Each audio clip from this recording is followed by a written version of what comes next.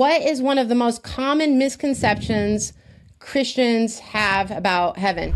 Well, to me, that one's pretty easy in terms of identifying what the most common misconception is about heaven. And I think the biggest misconception that Christians have is the idea that heaven is the Christian's eternal home. And the truth is, heaven is not the eternal home of the Christian. Now, if I could, because I know we got a lot of ground to cover today, I'd like to dwell on that one a little bit because in unpacking that, it actually sets the groundwork for, I think, a lot of other things that we're going to cover here. Here's the thing: it's very common. I mean, you hear this all the time among believers that heaven is the eternal home of the Christian, but as I just said, despite how ingrained this notion is, the Bible does not teach that Christians will spend all eternity in heaven.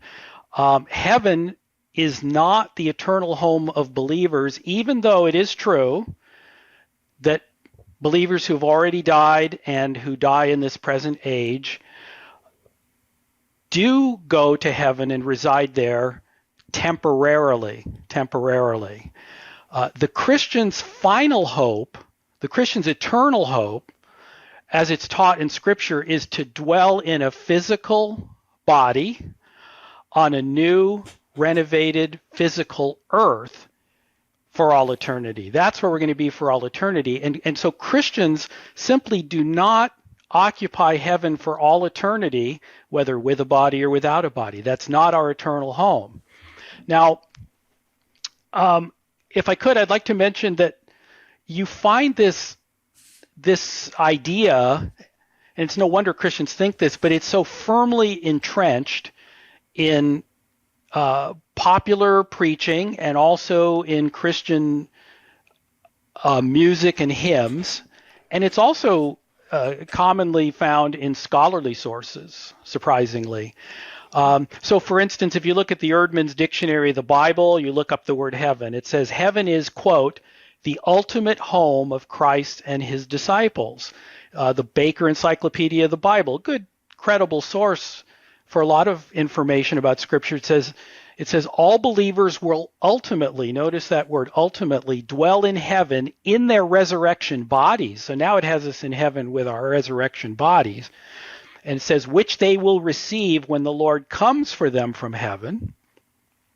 And then finally, a very good scholarly source, the Dictionary of Paul and his letters, among the definitions of heaven that it gives, the fourth entry reads that it is the eternal home of the believer.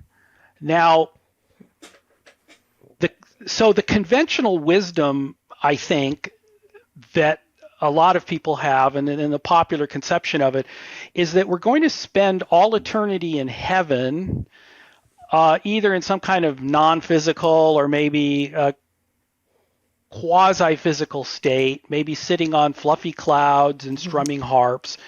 But this is really far from the true and much richer biblical picture of the eternal state for believers.